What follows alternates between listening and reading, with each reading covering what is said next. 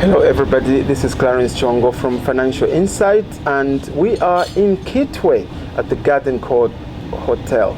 It's day 2 of the EUZBF Business Forum. They've had a conference for 2 days at this hotel, and we've set up media room here, and we're talking to the delegates of this conference. So I'm sitting here with Tsepo Magagane. He is a partner at the Critical Minerals Fund, and is also Executive Director at Pangaea Securities. Mr. Magagane, welcome to the Financial Insight Show. Thank you very much. Thank you for having me. Absolutely. So tell us a little bit about yourself, just so our viewers can get acquainted with you. Yes, I'm an investment banker who has been working primarily in London for the past 20 years. Okay. I'm Executive Director at Pangaea Securities. Within Pangaea Securities, what we do, we offer investment banking services to mostly mining companies and manufacturing companies, not just in Zambia, but across sub-Saharan Africa. We have offices here in Kitwe, where we do supply chain financing, and our other investment banking staff is in Lusaka and in Johannesburg. Pangaea Securities is also a co-founder of the Critical Minerals Fund. The Critical Minerals Fund's idea is to raise €1 billion that is going to be invested into African mining projects, just to fill the gap, the financing gap that we experience when we're doing investment banking transactions.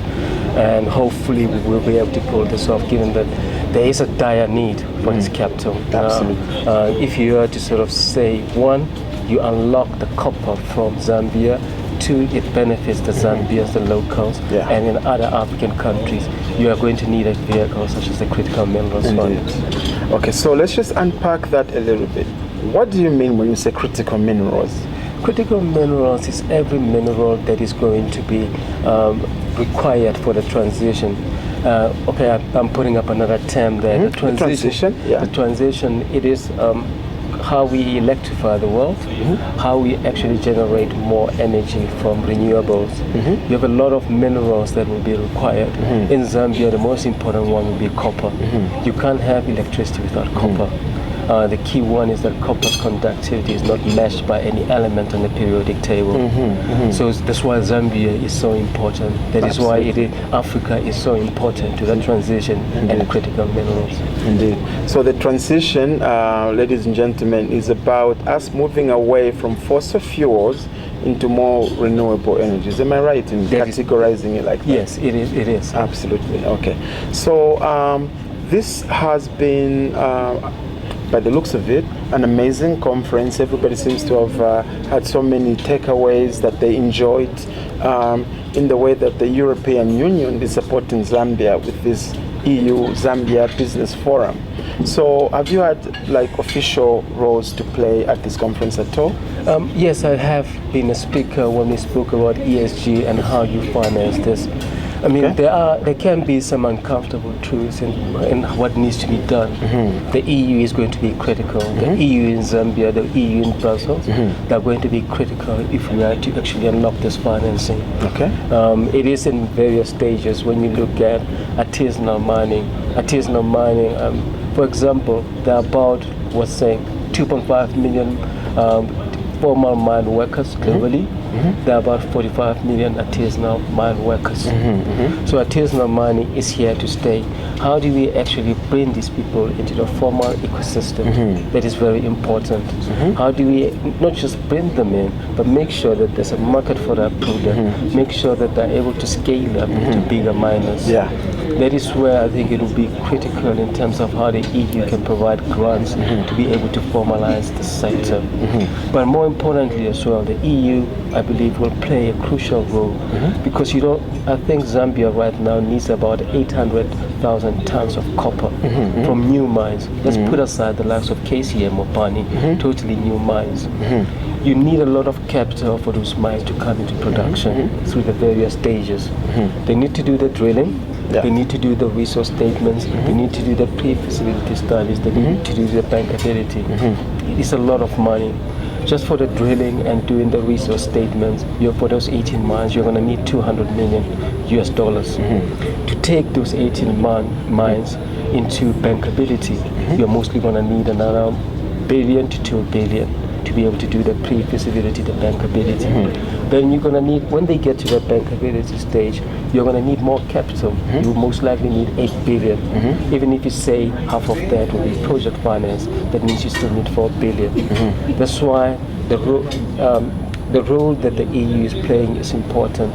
The role that the EU will unlock for DFIs globally will be important in how we address this problem. Absolutely. With that, it will be the ability to attract private capital from sovereign wealth funds, from limited partners in the likes of Europe, in the likes of the Americas. Indeed. So this conference is our ability to just sit and actually talk about what needs to be done is so crucial to have the hard truths for everyone to actually understand the challenges that are there. So it was very, very critical to have this conference. Fantastic. You will notice that I like to unpack a lot of these terms just so our lay people, viewers who may not be familiar with some of these terms get to understand.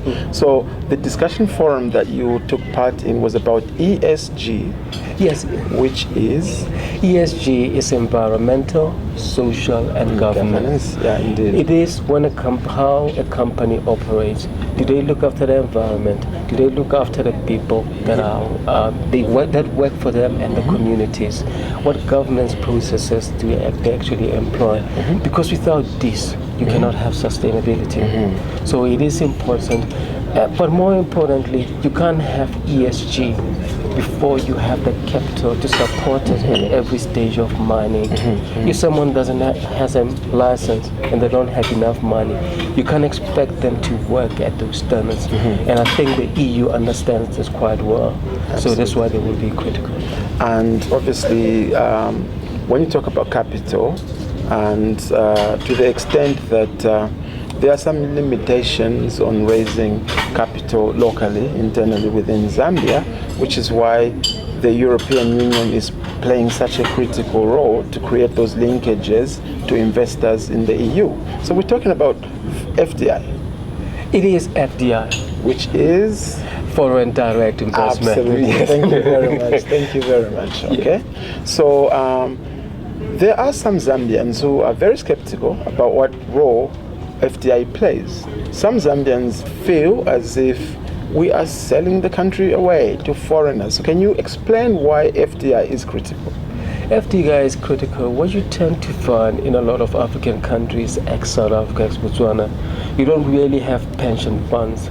Pension funds in every country, they form the basis of the capital base that you can use to capitalize, to put money into banks so that they can extend money into the wider economy. But more importantly, capital that is able to sort of be invested in companies to give them the funds to be able to go build that factory, to build that railway, to build that warehouse.